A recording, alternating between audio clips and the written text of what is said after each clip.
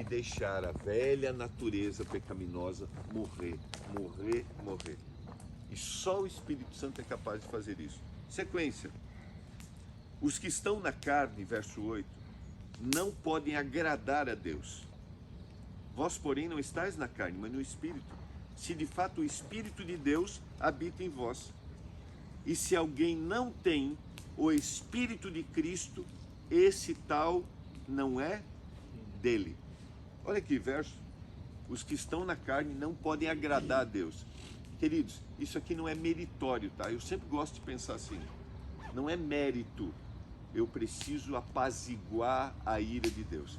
Qual é a diferença do cristianismo para todas as outras religiões no mundo? É que nós não precisamos aplacar a ira de um Deus. Eu fiz uma pós-graduação em missiologia. Eu tive o privilégio de estudar com um professor do Quênia sobre religiões mundiais. E eu gosto muito esse tema das religiões mundiais. Eu faço trabalho lá num país de maioria muçulmana e eles são muito verdadeiros, muito cristãos, muito devotos.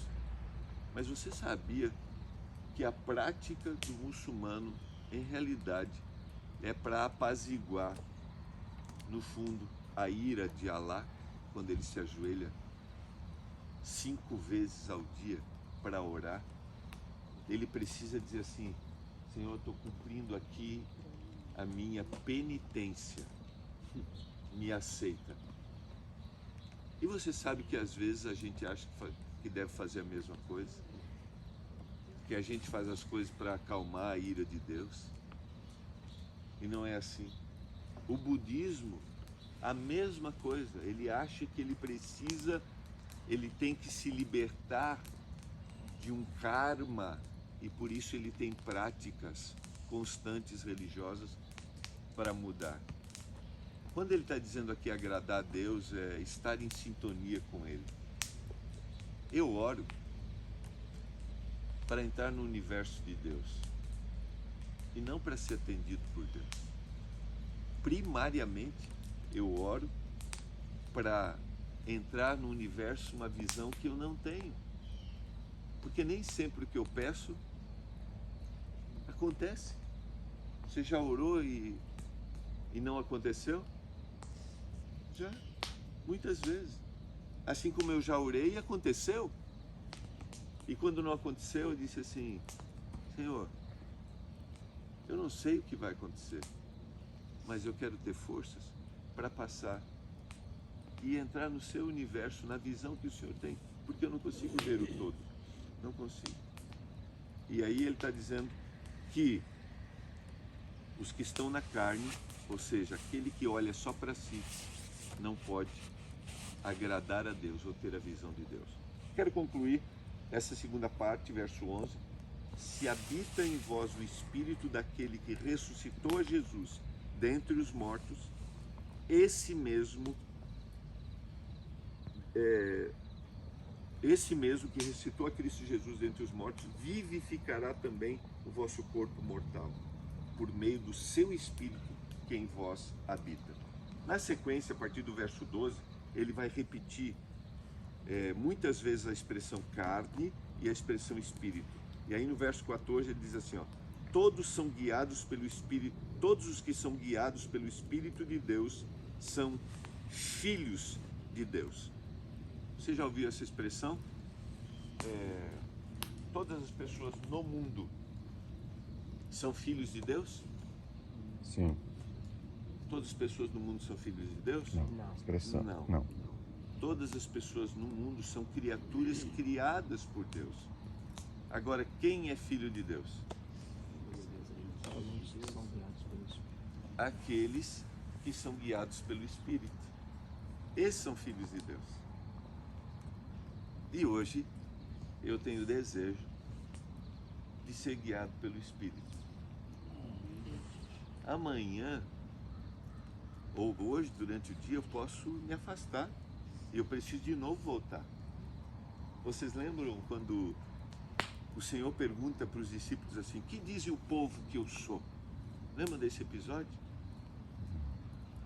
E aí, o que Pedro responde?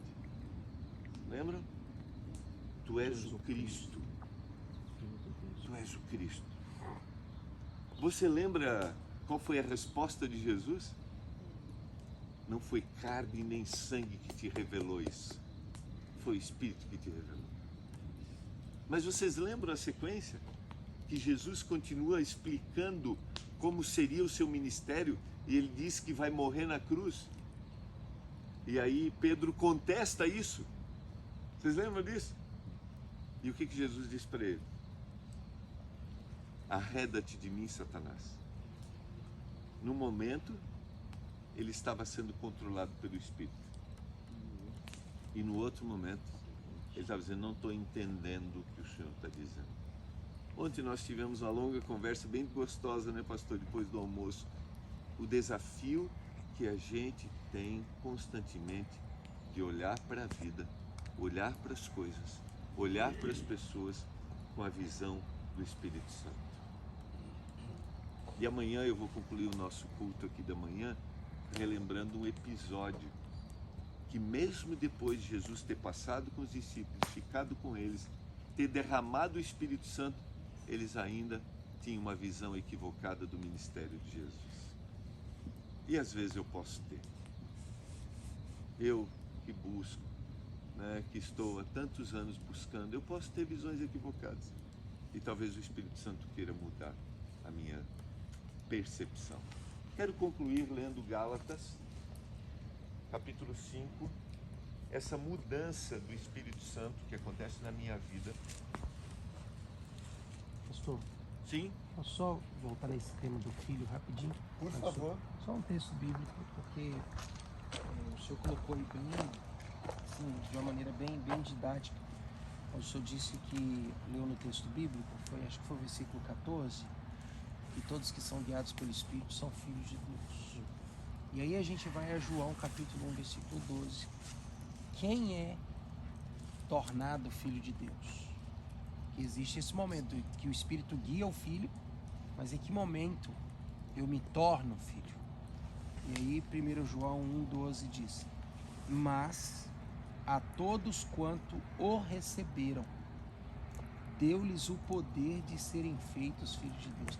Então, quando a gente se converte, quando a gente aceita Jesus, Jesus dá uma ordem ao Espírito Santo de me tornar filho dele. Por isso que Paulo vai dizer que nós somos selados pelo Espírito. Esse selo é o selo de garantia de que Deus não me olha mais como uma criatura dele só. Me olha como filho dele. E o Espírito agora passa a tomar conta de mim. Então, isso conclui que o Filho de Deus, ele é convertido. E ele é guiado pelo Espírito Santo. Não há como ser guiado pelo Espírito Santo sem conversão. E não há como ser convertido sem estar sendo guiado pelo Espírito Santo. Então a pergunta é: quem sou eu dentro da casa de Deus? Que eu quero ser guiado ou não, né? Quem sou eu quando vou ao templo? Exatamente. Né? Então essa questão da conversão é o que o senhor disse, né? A gente precisa fazer perguntas para nós. Eu e a minha esposa, eu dou um testemunho de convertido para ela? Eu com meu esposo, eu dou um testemunho de convertido para ele? Eu com meus filhos, eu dou um testemunho de convertido? Porque a gente pode estar vivendo uma farsa. E eu posso num momento estar ligado, no outro momento não estar, né, pastor? Eu lembrei agora de uma história. Eu fui pastor de uma igreja muito desafiadora, né? A gente tinha muitos extremos, assim, de alimentação, por exemplo, de música. A gente tinha extremos de música, que era um negócio... E era uma igreja muito musical, maravilhosa. E eu lembro que no final de uma Santa Ceia, um irmão veio brigar comigo no pátio. A gente estava todo mundo indo embora, tinha sido um negócio maravilhoso. Ele veio brigar comigo. Eu olhei para ele e falei assim: irmão, nós acabamos de tomar a Santa Ceia. Nós acabamos de participar do emblema mais significativo, né, que a gente tem junto com o batismo, dizendo assim: Senhor, me lava das minhas tendências pecaminosas. E agora, vamos fazer o seguinte, vamos deixar o sábado terminar, né? E a gente conversa sobre isso depois. Pode ser, mas vamos ficar com o espírito da Santa Ceia agora, pelo menos até o final do sábado. Irmãos, aquilo era tão tenso que um sábado de manhã, eu tinha muita proximidade já com a igreja. Um sábado de manhã eu tive que pedir para a igreja publicamente: irmãos, vamos desfrutar do sábado e não vamos brigar no sábado. Lógico, nós somos seres humanos, temos nossas tendências, mas vamos desfrutar, porque olha o que os nossos filhos, o que os nossos filhos esperam do nosso ambiente eclesiástico, né? Se a gente torna isso aqui, é isso, então vamos. Então é exatamente isso, pastor, né? O que eu estou demonstrando? Porque no momento eu posso estar querendo ser, mas lá no fundo eu não sou. É porque, assim,